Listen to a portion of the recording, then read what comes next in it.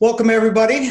I'm Glenn Marks from the 180 Circle in collaboration with the responsive.org, and delighted today to interview Willie Jackson, who is going to discuss some of the complications and the touchy issues around diversity and inclusion.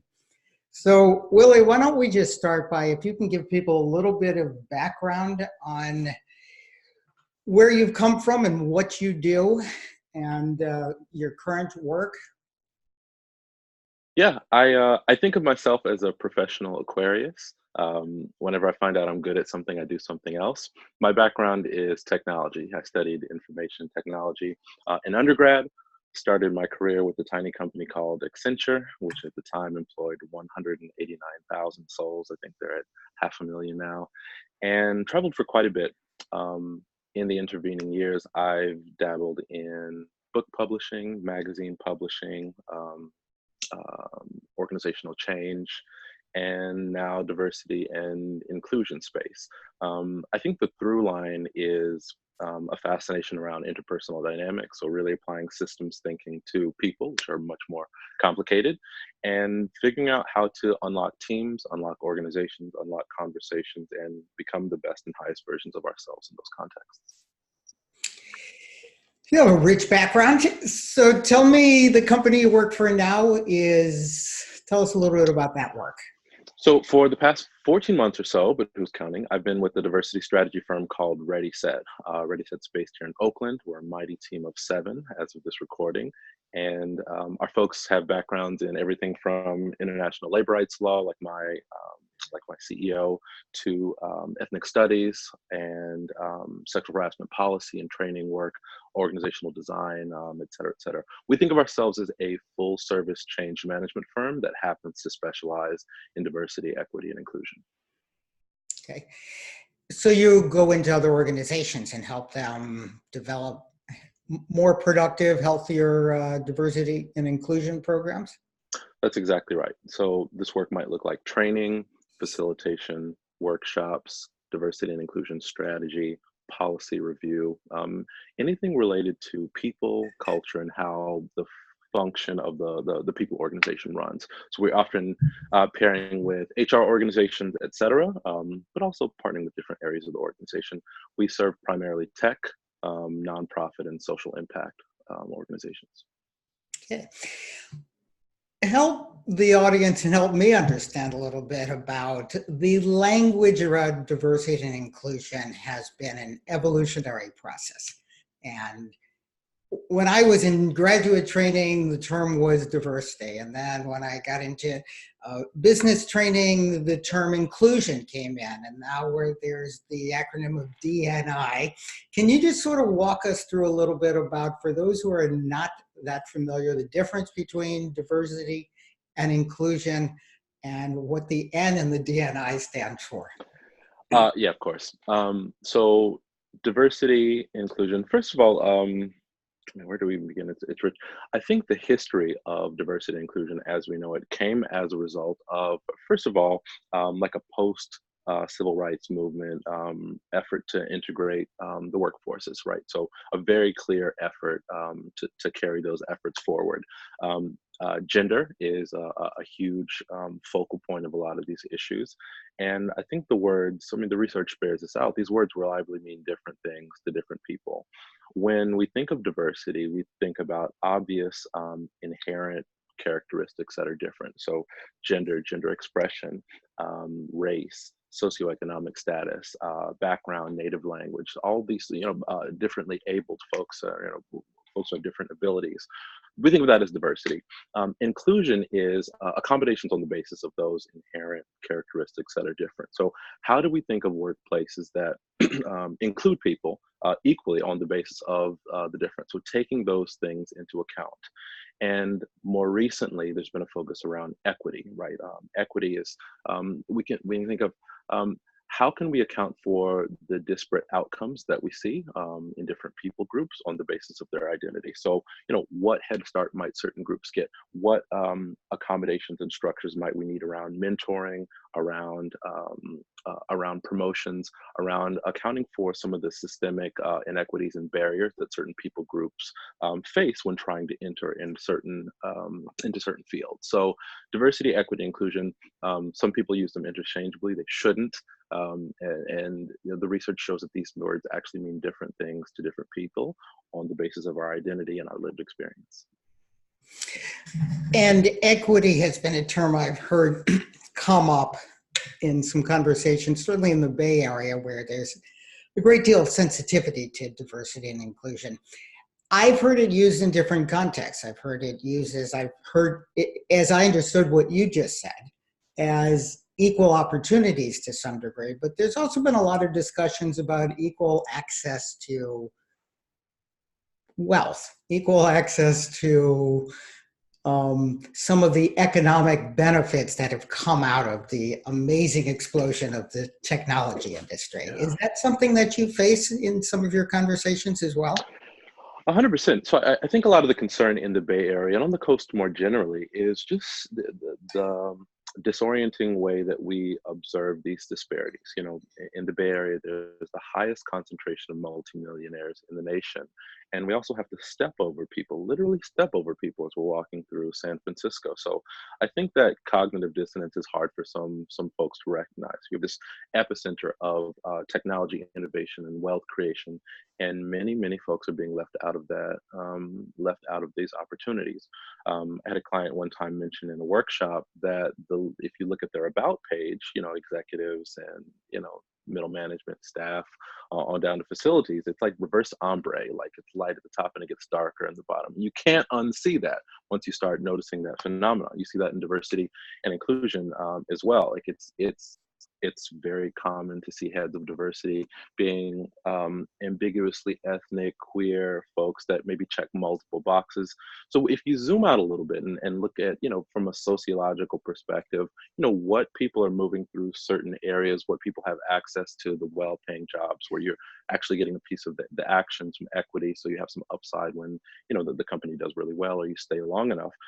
There are some clear and really unfortunate disparities that we see along racial and gender lines. So I think this work and this effort around equity is an attempt to put some dialogue around that and figure out what are some solutions that we can agree on that close some of these gaps. Okay, so let's step into some of the thornier issues here. And depending on which group of people I've been engaged with discussions, there are a lot of people who are passionate about diversity and inclusion because it's the right thing to do, because it resonates with their values. There's a lot of other conversations around, well, it's the politically correct thing to do. And if we don't have a diversified workforce, we're going to have a hard time attracting the talent we want, our public forward face. Why is it important? Why should I care if I'm running a company of 100 people and I'm being profitable? How does it enrich the company to consider these factors? It's a great question, and it's a question I think that we have to answer for ourselves. As we've seen with many companies, you don't have to prioritize it, and many people don't. Many organizations wake up 1,000 engineers strong and say, wow, I could really use some of that diversity and inclusion stuff at this point. Because to your point, there's social pressure, there's keeping up with the Joneses, there's this national conversation we're having about diversity and inclusion, especially in tech, right? So there's an element of wanting to attract the right kind of workforce or dipping into different aspects of the talent pool that might be overlooked if you don't put a particular effort on recruiting from, for example, historically Black colleges or universities or state schools, et cetera. So there's a few ways that we can view the motivations around diversity and inclusion. One, as you've mentioned, is the moral case or the ethical case. I think a lot of organizations, especially the more junior folks in organizations, feel like companies are animated by, or maybe they're personally animated by, a desire to do the right thing, right? So when you look at statistics around millennials and the expectations of workplaces, diversity is an expectation, right? So that the millennial generation is much more comfortable talking about that, prioritizing that, and Gen Y, you know, having the first jobs out of school. They're, having these experiences on college campuses where there's protests and this disruptions, kind of like a throwback to the 60s, where there's really shifts in power and these conversations coming on. And then they go and take the first jobs, and they're, they want to burn it all down. They speak the language of resistance. There's gender fluidity. There's things that other generations are not comfortable discussing in a workplace. So there's a generational difference, and there's also the substance of the conversation that's slightly different. So there's the moral case. That's one. Another case is the business case, right?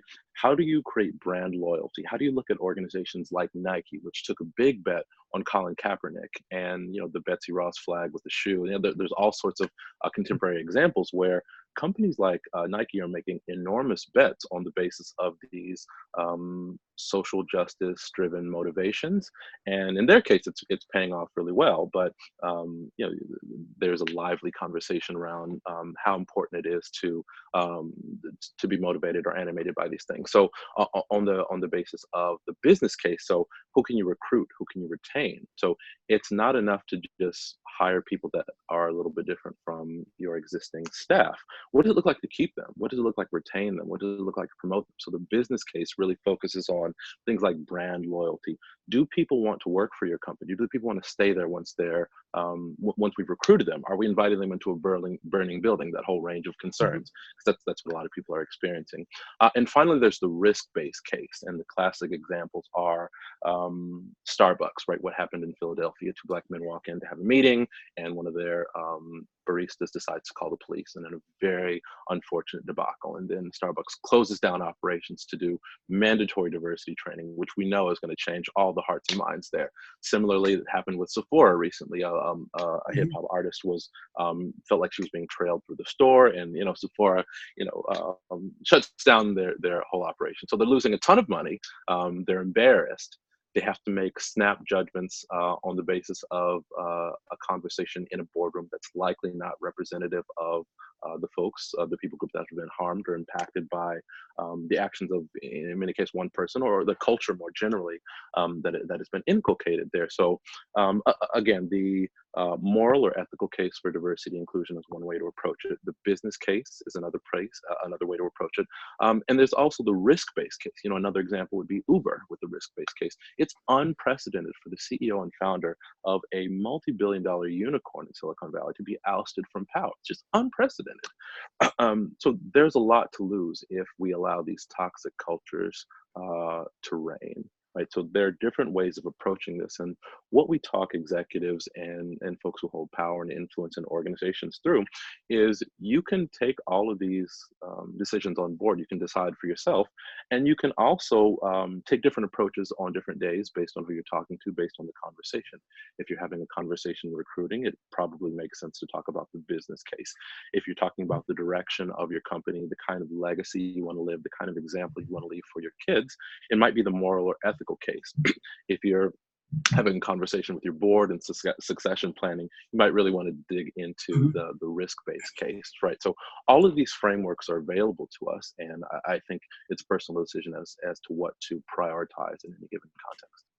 And let me just throw in another argument for the business case. One of the early adopters, early being around 2003, PepsiCo, when they decided to move from diversity as being a politically correct to we're actually going to embrace this, what they discovered was people in local communities were now creating and suggesting products for people that didn't want what somebody in North America was eating. People in South America and Latin America and Europe wanted different products, and they found their sales skyrocketed. By going to an inclusion, they were much closer to the pulse of the people who are actually their consumers, their customers. Do you run into that as well? Is that a conversation that you have with some of the companies you work with? So this is where it gets good, right? There's huge market opportunities to be unlocked by inviting people to the conversation that have never had that discussion or the seat at the table before. Flaming Hot Cheetos famously came from someone who originally was employed there as a janitor, but they had the structures in place to give feedback and product suggestions, such that the man is now running the company, right? So there's huge examples. In my former life as a web performance optimization engineer, making websites and web applications faster, we looked at the movement of Google, Yahoo, and other tech giants to make the internet faster. What Google engineers found when they optimized the Google Maps application and basically made it quicker to load on mobile devices, that they had a huge uptake in usage in sub-Saharan Africa. That's because their internet connection is so poor that when you optimize the application such that they can run with much smaller files, huge segments of the population that are just coming online and they're skipping the desktop and going straight to mobile can engage with your product, right? So there's significant market opportunity once we get past the language, past our initial discomfort, and talk about like what can we serve in a growing global consumer base. You know, huge swaths of the world, India and Africa are coming online for the first time, and you know, competing in the global marketplace as well. I want to come back to something you talked about in terms of some of the moral and ethical cases for it. And when you talked about Colin Kaepernick, in San Francisco, several days ago, there was a Facebook recording of a white man with his 3 or 4-year-old son, and there was a black person coming into the apartment, and this whole thing just got totally out of hand, where he called the police because he didn't trust that this person should be here. We hear these stories way too often. What I'm curious about from your perspective is there's this huge movement for diversity and inclusion in all of these companies and all these tech companies, and it's filtering out. You know, it's not just the coast. And yet in our personal lives, there doesn't seem to be a whole lot of carryover. I walk through San Francisco and I just don't see a lot of people of color unless they're Asian. You know, a lot of places where I've lived, there is this segregation. So where's the disconnect between we're all working together, we're all working for this driving goal, and then we go home and we're living in our segregated worlds? Well, let's start with the going home piece. There's research that shows that our neighborhoods are now more segregated now, or in present day, than they were 30 years ago. The history of redlining and segregation is still very much with us. You know, when we think about access to opportunities, when we think about access to education, these things reliably map back to zip code in ways that are extremely uncomfortable. We work with some clients and some tech companies with really successful folks, and they all live in the same neighborhoods in San Francisco. One of the reasons you don't see more people of color in San Francisco is because the cost of living is extraordinary. And people have been pushed out of these neighborhoods, right? I lived in Harlem, New York City for years. Median income in Harlem is $29,000. Harlem can't afford to live in Harlem. I was on a street where the apartments started at $2.5 million. And that's before they were refurbished and turned over, right? They were built at the turn of the century. So it's hard for a lot of people of color to maintain employment, right? So when you couple that with bias at the recruitment angle, right, or at the recruiting level of the organization, young, motivated folks who might have significant blind spots, not understand how to connect with people. So maybe they grew up in some of these homogenous neighborhoods, they went to great educations, they went to great schools. Their parents made tremendous sacrifices and investments for them to go to the best schools, and these schools happened to be homogenous, and they didn't have substantive interactions with people of color. And then, you know, when you get to when you're moving at the speed of business and you're trying to create a personal connection, and somebody went to a historically Black college or university, or took place in extracurricular activities that were deeply based in identity or some of these cultural specifics or tropes, there's not the same ease of communication, the same ability to build rapport. There's skepticism. We're all looking at the news and feeling really tight around our differences. And to your point, we don't have a place of having conversations across difference that go well. So in my workshops, I often ask people, how many of you had a conversation? How many of you have had conversations about race that went poorly? many people raise their hand, right? And so a lot of us are carrying the scars of conversations that went sideways, being misinterpreted, being misunderstood. And I think we carry that around energetically. Couple that with the fact that our workplaces and our neighborhoods are functionally segregated, and we're seeing these disparities grow. And on social media and on the news, we're seeing these examples of protests and people being derided on the basis of mistakes they're making at their lowest moment. And we don't have we don't have a real way of talking about forgiveness and grace and understanding and really listening to somebody's lived experiences. You have to do that work on your own. It's really, really, really challenging. So I don't think we have a current place or space in our society to have these necessary conciliatory conversations where we talk to each other and we also listen to each other. And my guess is, when you said, ask the question of how many people have had conversations that have gone bad, my guess is the overwhelming majority, if you would ask the question of how many people have ever had a conversation about race or gender, you're probably going to get a lot of people looking around the room and they don't want to acknowledge that they've never done that. Your work is to help bridge that. What kind of strategies do you do to open up the conversations? How do you help people bridge? So I started with a question before we went live, and I'm going to ask this right up front because this is one of those, it's easier not to ask than to ask. But I grew up, and the term for African Americans has changed so often. It was Black Power, and then it became African Americans. And I'm finding similar things around gender. What are acceptable terms? So let's just start with that conversation. What are acceptable terms? Am I going to make a mistake? Should I be careful with how I talk when I'm with people who are different than I? You're probably going to make a mistake. I'm probably going to make a mistake. I make mistakes all the time. A lot of this work is around naming it when we make mistakes and repairing that harm if somebody's offended. We live in a really politically volatile time where people are really charged up about being seen and being acknowledged for the way that we are and the differences. Again, there's no real education that we can all plug into to establish a shared language. And to your point, words change over time. This is not just a function of race and gender. Like how we talk to each other, how language works shifts over time. So the term queer, for example, for many people that was a derogatory term, and you're seeing my generation embrace that, right? Which is pushing back against the gender binary of people not just gay. People love who they love. There's much more gender fluidity and expression, and folks aren't really comfortable sitting within that box. I don't identify as queer, but a part of the work is making space for people who identify differently to feel seen and to not feel ostracized on the basis of their identity and how they express themselves.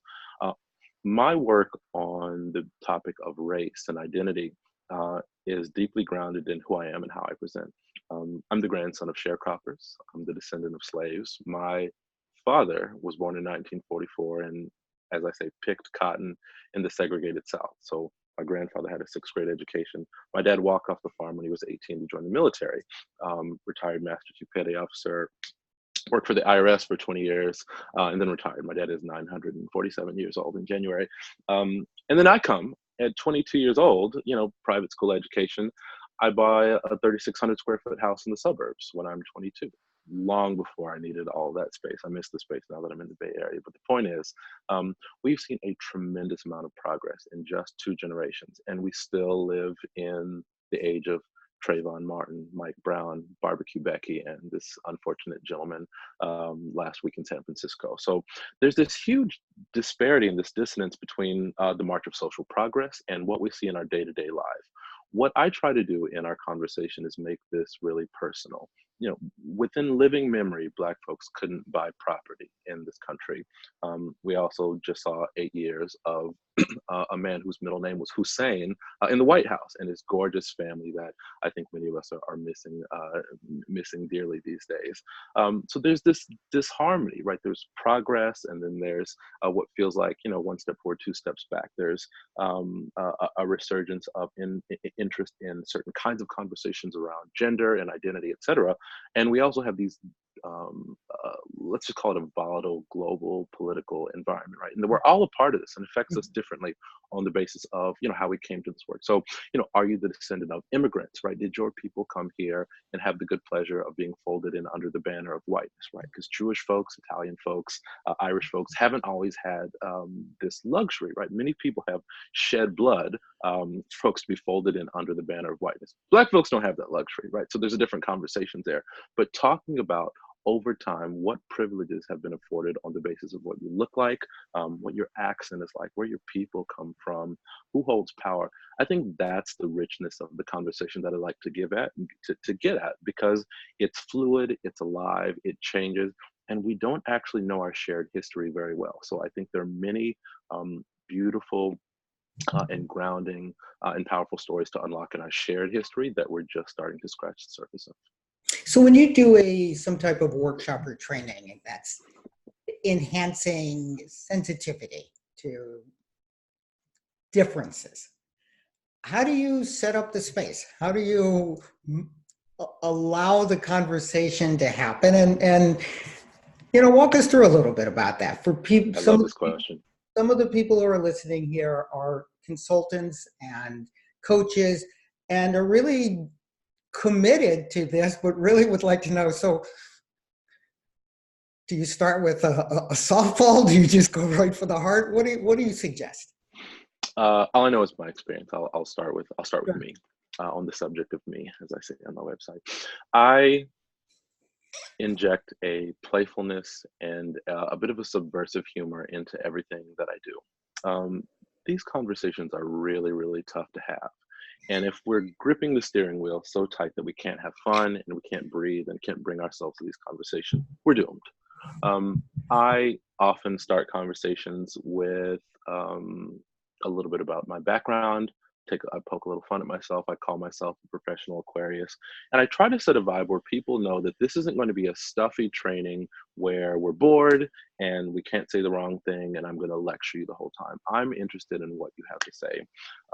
So we might, we'll do a little go around and talk about something that maybe somebody's grateful for and your favorite flavor of ice cream and maybe a role at the company, right? So a little bit of a pattern, disrupt a little playfulness, just get people in the conversation of talking. Gratitude is really important to bring into these discussions, because what the research shows in our bodies and our physiology, when we feel stressed, when we feel attacked, when we feel misunderstood, when we're anticipating something bad to happen, cortisol levels rise in the body, adrenaline rises in the body, and we go into a stress response that doesn't make us open to bringing our best and highest self to that conversation. So if we can engineer more serotonin into the experience and make us more open and receptive to what we have to say and what others have to say, I think we have a fighting chance of having a decent conversation.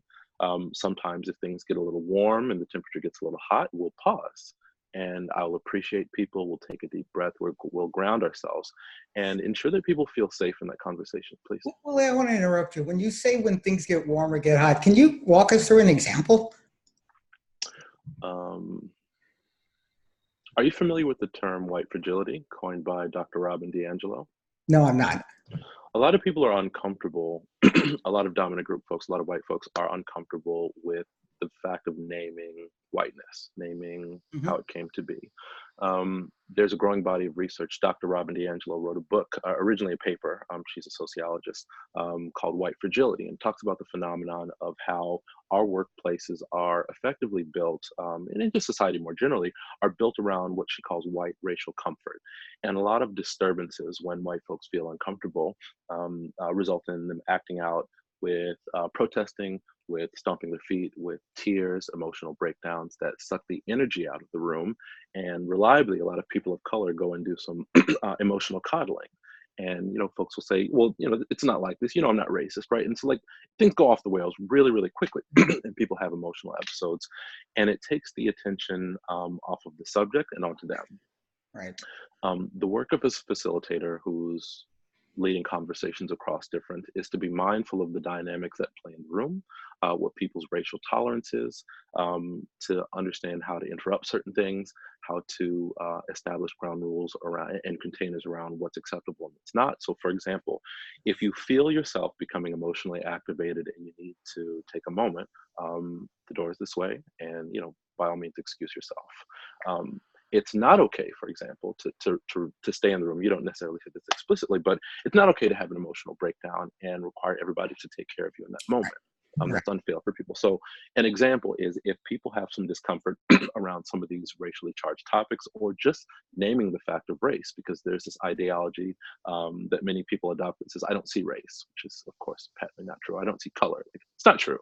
Again, and it's flattening for a lot of people because they're having significantly racialized and gendered experiences in these workplaces. So a lot of the subtleties and a lot of the work is creating the container and creating the ground rules and being firm and graceful enough to say this is not okay, and respond to the behavior, not condemning the person, and walking the fine line between creating a place of safety for the people who want to go there and do the work and remain in that space where this work is really challenging, and also not rewarding bad behavior. You can't just reward somebody who's looking to get attention and to derail the whole thing because they're used to being centered, their comfort being centered.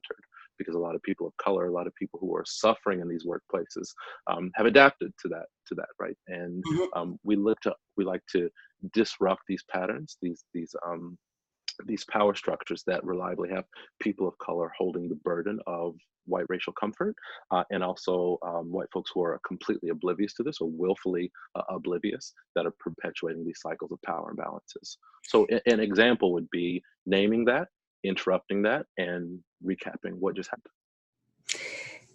And that has to be more than a one-time event. I mean, it may be. Do you still find in 2019, when you go into a group of people, that there are white people who just have no idea the level of privilege they have, or how the cultural norms are biased in certain ways? Is that still a revelation for people? Absolutely. Absolutely. I mean, there are still tropes. I was having a conversation with a friend just yesterday about this. Like, there's still tropes that, I mean, and I'm saying this on purpose, like Martin Luther King ended slavery and discrimination, racism. Like, don't actually understand our shared history. You don't have a timeline around these things because they have been removed from the history books. Like, we have these mythologies around everything from the civil rights movement to the Civil War about different groups of people in our own nation, and we have to clear up a lot of these misconceptions. So fortunately, a lot of my work, well, I'll say it like this: I'm not in the convincing business, right? So if I show up to a training, it's with a group of people that are interested in learning. So I use judgment in the moment about what examples to pull in. And a lot of this work, I mean, this will go to your previous question, a lot of the work is about understanding who's in the room. I never walk into rooms blindly without knowing the general temperature, the general expectations, without clarifying learning objectives and giving people a sense for what we're going through. So I've been doing this long enough such that there will generally be people in the room who have heard of my work or engaged with my firm, and they know what to expect, right? And so that goes along. And so there might be pre-work, there might be expectations around the kind of conversation that we're having. We might have had interviews ahead of time to understand some of the anecdotes, some of the concerns, some of the best practices, and we'll structure the conversation around that. But I'm never just showing up and saying, let's talk about whiteness today. That would be a challenging day at the office. So I want to come back to the question of, what if I make a mistake?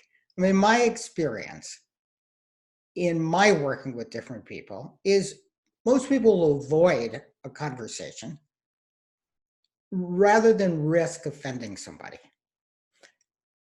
And let's take this outside of the context of a facilitated interaction. I'm in the lunchroom. I have a coworker, and I'm generally wanting to know, are there things that are appropriate to ask? And I stick my foot in my mouth and ask a really dumb question. Or, let's just talk about this idea of making a mistake. How do you suggest recovering from that? Or how do you suggest even asking questions? I want to know, should I call you Black? Should I call you African American? Is that a stupid question? Am I racist because I'm asking you that question? How would you coach me into having that conversation with somebody?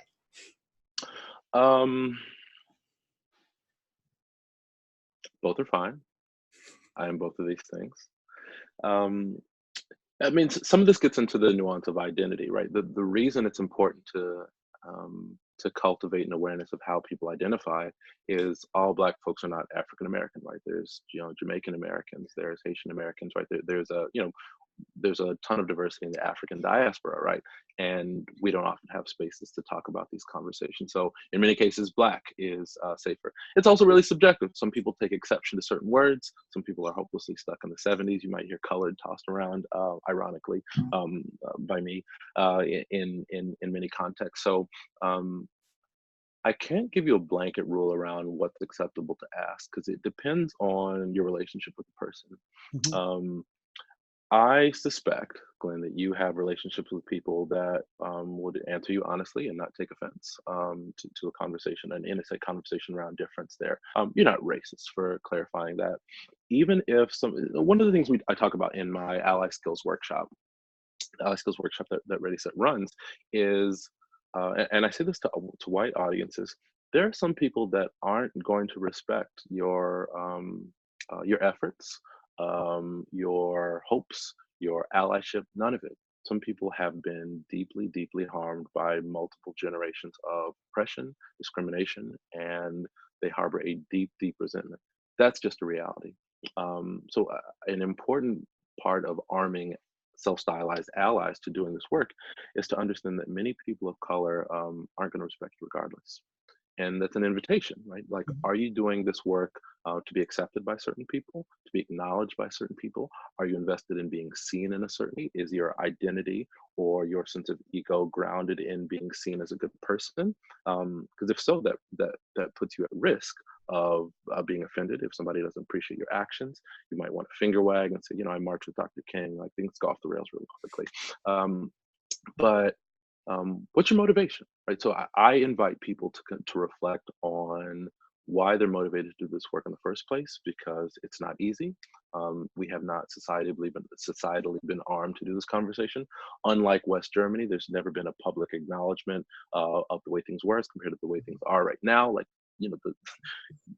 the school to prison pipeline for many young Black boys, very, very clear. They fixed eye scanners, eye trackers to kindergarten teachers. And punishment is doled out disproportionately to young Black boys as early as kindergarten, right? So you can see the trails of history still with us. The question is, what do we want to do with this reality, right? Mhm. How does this impact you personally? Where does your advocacy show up? What does it look like? What are you motivated by? What are you animated by? How resilient are you? If you make a mistake, are you willing to humble yourself and say, you know what, I was wrong, I apologize? Are you willing to forgive yourself? A lot of people are carrying around so much guilt and so much anxiety and concern around the disparities they see in society that they want to be one person anti-racism crusaders, right? And they carry this tremendous amount of burden for reforming their workplaces and the spaces that they operate, et cetera. That's a lot of work. Yeah. And so what I try to offer people is some framing and some language and some ways of moving through this work, because it's not easy, and there's a cost to it. Yes, there is. I want to just share a couple of my own experiences. When I was training to be a PhD, I took at that point, it was called multicultural counseling class. And our instructor was pretty brilliant. She deliberately had us go out, put ourselves in a situation where we were a minority, and then write about what that experience was. And what I experienced with that class, since it was really my first graduate class with African Americans or Black people, is that when we started having these shared experiences, the conversations became more real. They became more honest. And I think that's a real piece. And I'm hoping that when you do these interactions and these dialogues, and people get a sense of, okay, now we don't have to gingerly walk around each other with our assumed our assumptions about what it's okay to say or not to say. So when you work with people, do you build in after you leave that the conversations continue? Are there some strategies you utilize? I think the example you mentioned is pretty close to the center of the bullseye. There is obviously an education component. We need to expose ourselves to different media. We need to understand disparities in health, in education, unequal access, promotion. We need to do that work intellectually. We also need to understand the ways in which we are extremely similar. One of my favorite exercises to facilitate is called My Beautiful Story, and it's a really simple series of prompts. My name is blank, and I'm a blank from blank. Something challenging I experienced growing up was blank, but I'm grateful that blank. Something you may not have expected to know about me is blank, but this fact might help you understand me better. This is my beautiful story. So it's a writing exercise, and we take a few minutes to go through these prompts, and I model how I might fill it out. You might identify. You might fill it out on the basis of your identity or your role or your habits, the fact that you're a twin, et cetera, et cetera, et cetera. People really go there during this exercise. I made it up for a workshop I did for some tech managers last year. But people reliably share vulnerably and transparently about love, loss, losing a parent, losing a loved one, overcoming adversity, etc.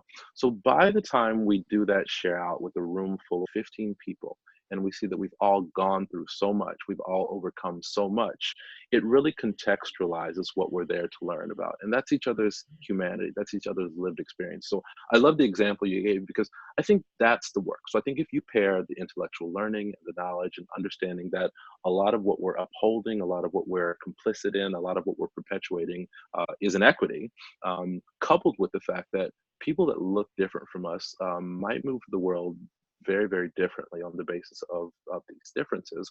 But we have so much in common that we can connect over, and we actually, embody the space where we can connect on that. I think we have a fighting chance of doing this work. You can't lecture this work into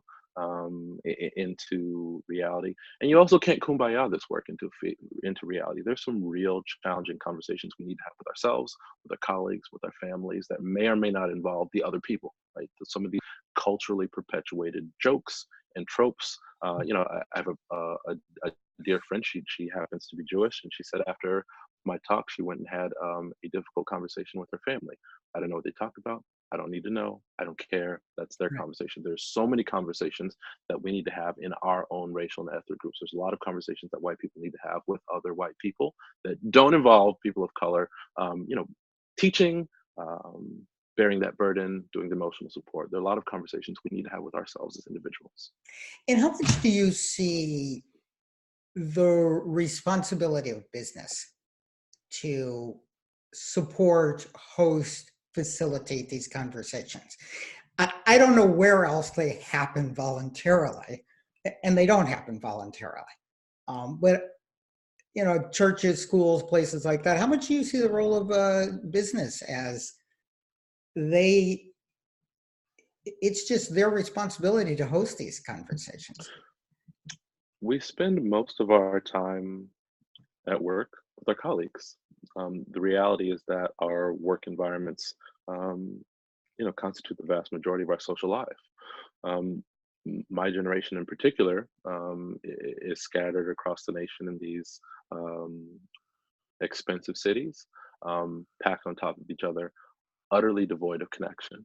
Um, so people are looking, however intentionally, to their employer for connection, for making sense of the world, um, for just a wing. That's where we spend a lot of our lives. So I think there's a huge opportunity for companies that really embrace and lean into inclusion and belonging to create the kinds of conditions and the spaces for people to have these necessary conversations. Often these take place through offsites through conferences, through stipends, so people can go to the kinds of continuing education and opportunities and workshops that they might not be exposed to.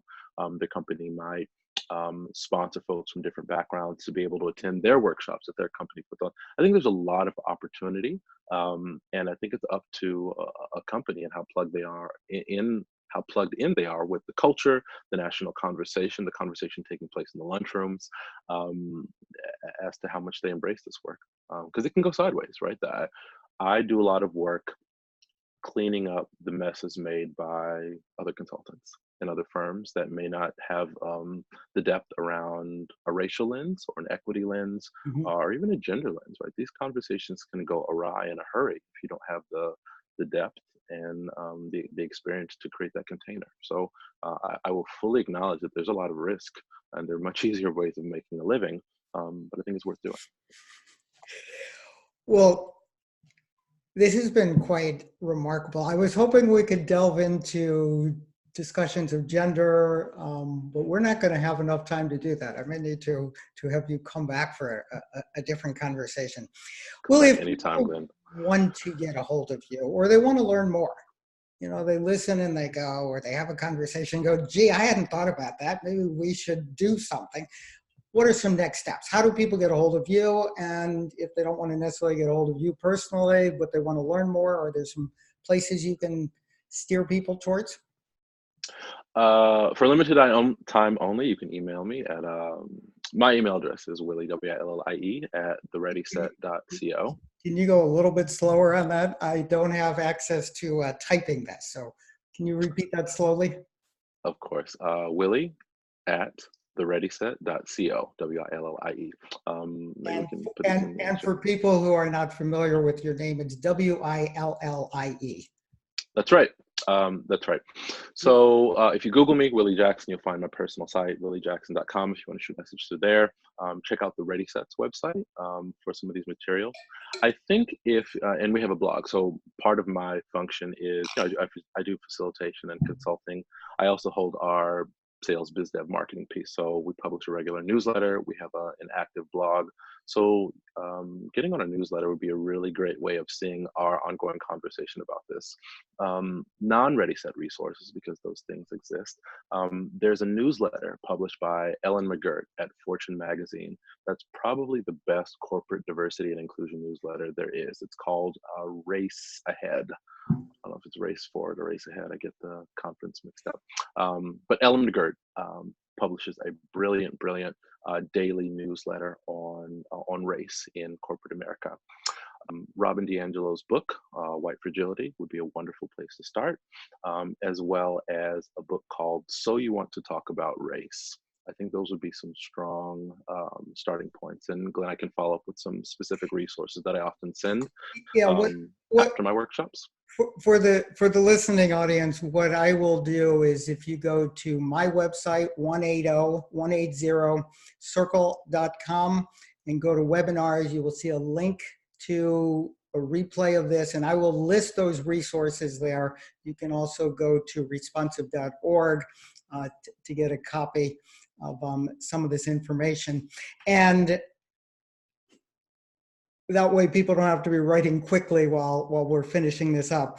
If you want to get more information about what Willie's doing and he spoke too quickly, just email me, glenn@180.com, or come to the website, and I'll be happy to provide you the information. Want to remind everybody that we have an upcoming responsive.org conference at Zappos headquarters in September in Las Vegas. And you can meet Willie Jackson there. I don't know if you know that, Glenn. I was going to ask you that. Are you a speaker? I will totally be there. I'll be race baiting and talking about all of these topics. Okay, excellent. Well, this is a great introduction. If you want to learn more about upcoming webinars or any of the work that I do in consulting and coaching, again, 180circle.com. Willie, I want to end with another question or two. I had a conversation with somebody yesterday who will eventually be on one of our webinars about sociocracy, a specific form, structure. And she raised the question about whether in a sociocratic run organization, which is similar but different flavor to holacracy, whether there wouldn't be more diversity and inclusion. My question for you with this, Willie, is how much of the organizational structure, how much of a role of that do you think is important versus just having the honest conversations? Is structurally, I mean, Google has structured to have all of this diversity and inclusion, and we don't know, I haven't seen studies, maybe you do have, about whether that's really made a difference. Do you think structure is equally as important? Tell us about your view of structure versus conversation versus the importance of both of those. I think if you don't have a specific conversation about disparities, about systemic bias, about a lack of access for many groups and genders, disparities will repeat themselves. The ideology of meritocracy is a prevalent one on the coasts, in the Bay in particular. And it's just not true that there's equal access to these opportunities, right? So I think if we don't have a specific lens towards understanding the ways in which bias can be perpetuated through these systems, then we are doomed to perpetuate those biases. So a lot of my work's at how bias is introduced into systems and spreads throughout systems through various social phenomena. And I just think that if we don't take a specific look at that and the way in which it's not working for a lot of people, then folks will continue to be left out of the conversation. Okay. Well, you're doing amazing work. Thank you for everything you do. The world needs more people like you who are willing to get in the midst and just open up some conversations. And it's been delightful talking to you. I'm sorry we haven't had more time, but thanks. And for everybody listening, stay tuned. And Thanks for having me, Glenn. This was a real treat. all righty.